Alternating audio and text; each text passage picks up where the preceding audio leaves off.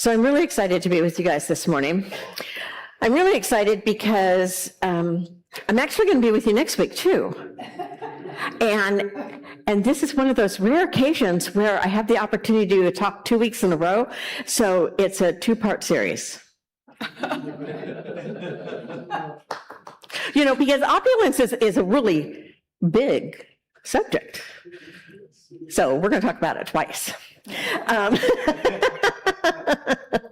Kind of get it in. So as I was preparing for today, I went online, which I often do, and I put in, short story about, whatever the topic's going to be. And, when I do that, Google decides that I should read this story. And I don't know if AI makes the story up. It doesn't give credit to anybody. So I'm giving AI credit. But this really touched my heart. So I want to share it with you. A sculptor sat before a colossal, uncarved block of the cosmos, holding a chisel made from morning light. The artisan did not chip away at the stone to save materials or measure the cost of the craft. Instead, he struck the block with absolute abandon. First came the oceans, not mere puddles for survival, but swirling sapphire depths teeming with billions of breathing marvels, colored with bioluminescent fire. Then he scattered the heavens. He did not settle for a dim, practical glow. He flung galaxies across the dark expanse, swirling dust and gas into violent, majestic masterpieces of violet and gold, just to catch the eye of the midnight wanderer. When he created the earth, he didn't build a gray functional shell. He painted the sunsets in hues that made no logical sense, pouring out tangerine and crimson into the clouds. He designed orchids that bloom for a single day in the deepest, most unseen parts of the jungle, and shaped mountain peaks that pierced the sky purely to wear the crowns of winter. Finally, he looked at his masterpiece and thought it was not yet lavish enough. He took his most prized treasure, his very own presence, unconditional love and redemption, and scattered it freely. He poured it out over the broken, the weary, and the wandering, asking for no toll, no admission, and no price in return. It is an overflowing fountain that spans nothing, demanding only that we open our hands to receive it.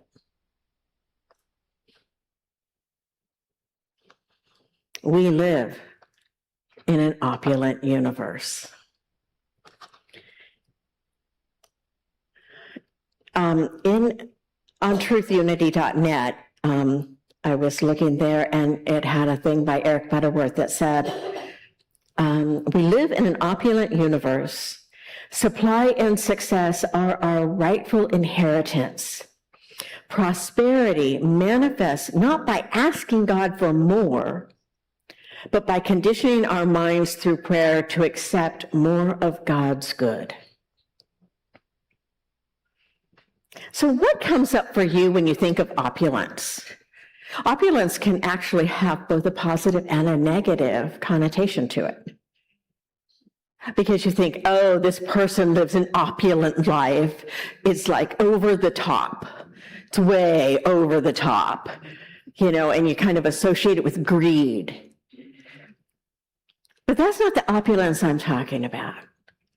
The opulence I'm talking about is the opulence that is this lavish. One of the words it used was sumptuous life. I love that word, sumptuous life. Sometimes when we hear a new word associated with something, it kind of opens it up for us. A couple of other words that it used for opulence was razzmatazz or razzle dazzle. You want to live a razzmatazz life? You know, would that not be an adjective you would like to put to your life? I live a razzmatazz life that is sumptuous. It's lavish. Well, there was someone in Scripture who lived that life. His name was King Solomon. And King Solomon was the son of David. And when he became king, God appeared to him and said, I will give you anything you want. Because of your faithfulness, I will give you anything you want. Name it. He could ask for anything. To be the richest, most powerful, have the largest kingdom. Instead, his request was, what I really want is a discerning heart and wisdom to rule my people with righteousness and good judgment.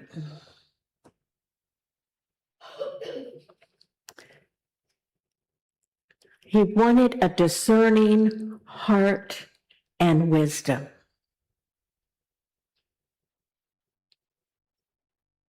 And that presence within him was so taken back by that it said, not only that will I give you, but I will give you everything else also. And he became one of the richest and most powerful rulers that we have known. We still talk about him thousands of years later and talk about his richness. That's what he's known for. And for building the temple, the first temple in Jerusalem. Now, through his reign, he was at peace with his neighbors. And there was peace within Israel, within his own kingdom.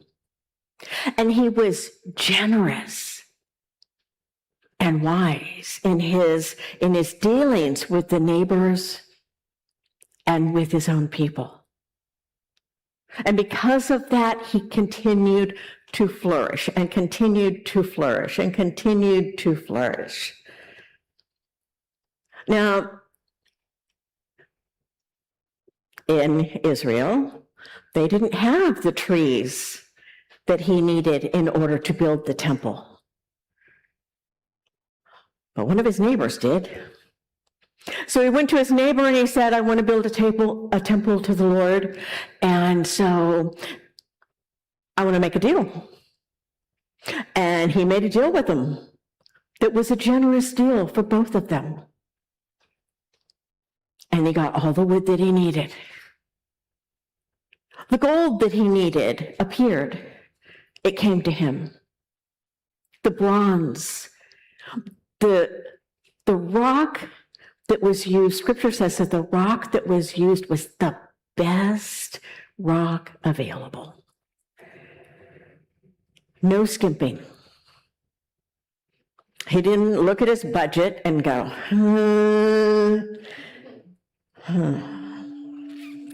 better go with the cheaper one. He was like, I'm building God's temple. Nothing was spared. And nothing was spared in his life either. He was open to receiving to receiving and to receiving God's good. And the reason that he received God's good was because he was looking for it. He saw God's good all around him. That was an aspect of his wisdom. An aspect of his wisdom was that he saw the goodness of God, the lavishness of God all around him. Have you ever had that experience in your life where something is going on and you kind of don't know what your next step is going to be? I think we've probably all had at least one of those experiences. I've had more than one, where you just are kind of sitting there going, I don't know. In that moment, we can do one of two things. We can sit down and we can go, what do I do? I don't know what to do. Maybe if oh no, maybe not. Well, maybe if I don't know. And you can feel that angst start to build inside of you.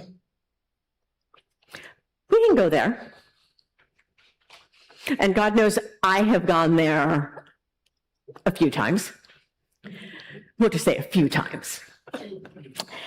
But the other way that we can do it is we can open ourselves to the wisdom and the opulence of God and know that there is an answer that is right here, right now.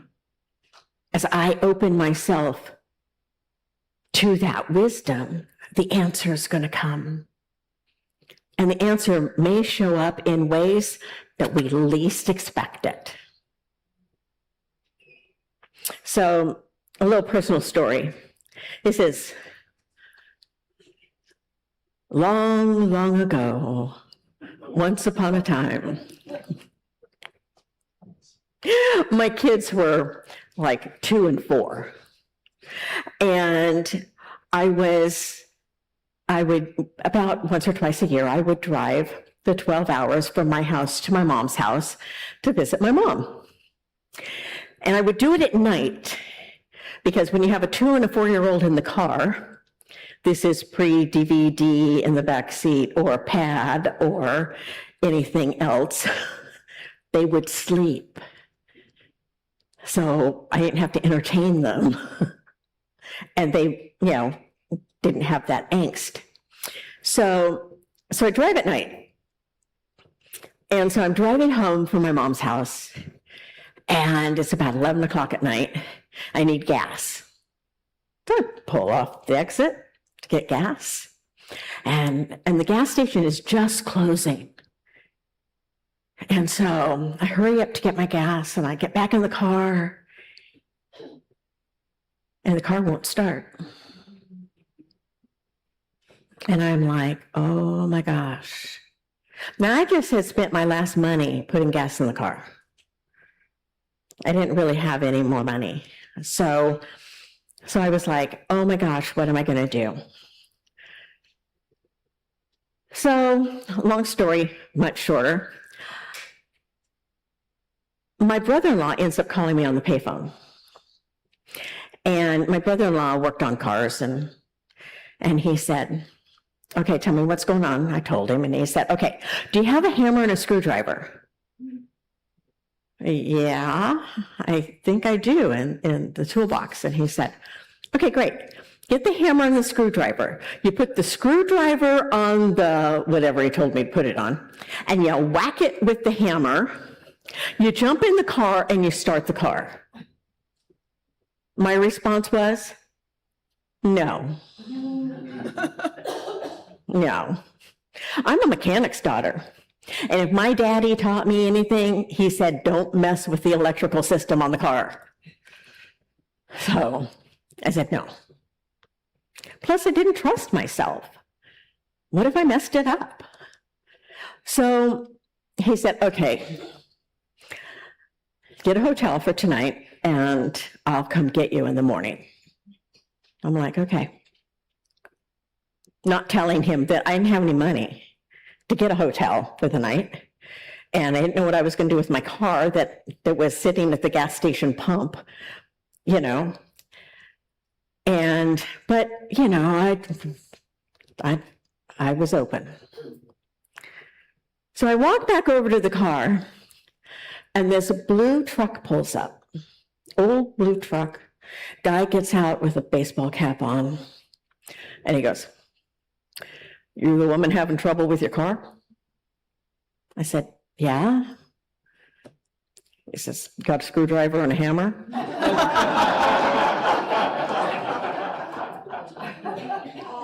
I'm like, yeah? And he goes, "Okay, good. Get in the car. Give me the screwdriver and the hammer. Get in the car." He put the screwdriver on whatever he needed to put the screwdriver on, whacked it with the hammer, said, "Start the car." The car started up. So I turn around to, you know, he gives me the stuff back. I turn around, put it away. When I turn back around, the car and the man are gone. Wow. The truck and the man are gone. Now, that is the opulence of God showing up in my life.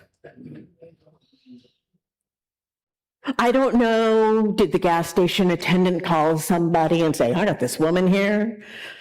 I don't know. It doesn't matter. It was the opulence of God showing up in my life in that moment when I needed. What I needed was provided in that moment. And to me, that really is that opening up. Not sitting down and going, "Oh God, I got to figure this out all by myself." But opening up and going, "I don't know how this is going to work out. But I trust that God is right here, right now. And that there is one power. And when I open up to that power shows up in my life. And I'm not special. It's a universal law that is for all of us. That when we open up to that power in our lives, God shows up. God shows up in miraculous ways. And so Eric Butterworth continued to say, "The truth is that the whole of God's substance is present in its entirety at every point and space and time. There is an allness in every illness, an all-sufficiency within every appearance of lack, and the joy of the Lord within every moment of sorrow. I am a richly endowed expression of an opulent universe. There is always a sufficiency to do the things I want and need to do. The whole of God's substance is present in its entirety at every point in space and time." So it's not like there's a little bit of God over here and a little bit of God over here. It is all of God everywhere, every when. There is no time, there is no space where we are not in that presence. It is us opening up to it that is so important. We need God glasses. God glasses give us that opportunity to see the divine all around us. It is a part of the law, the spiritual law of giving and receiving. That really is what King Solomon's story is about. It's about giving and receiving. And so as we give and we receive, We open ourselves up.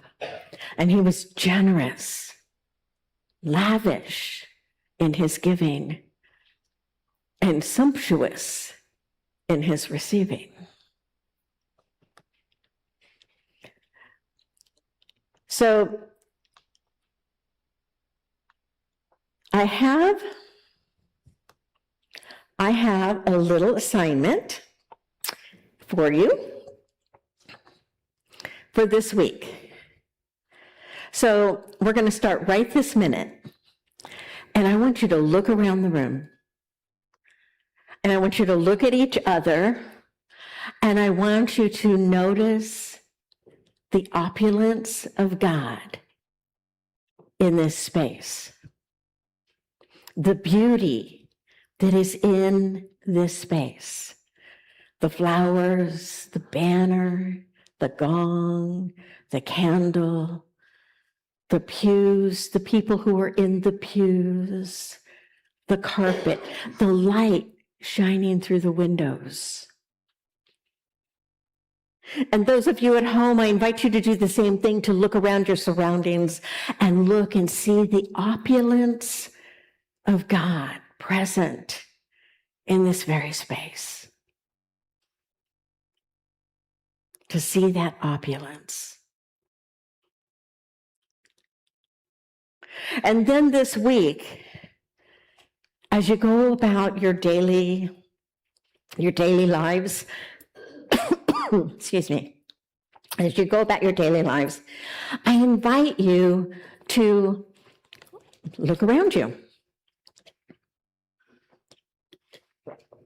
Be open.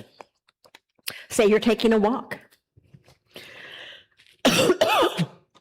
Look at how many plants you can see, different plants. Excuse me. Look at the insects, the lizards, the birds. The birds are going wild right now. Look at the birds.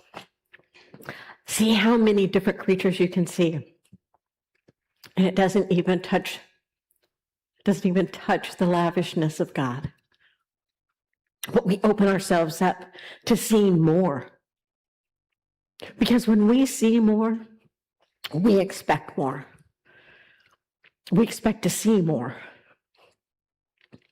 So you're at the doctor's office, you're at the drugstore, you're at the grocery store, you're at the gym, wherever you are, you're on a phone conversation with someone.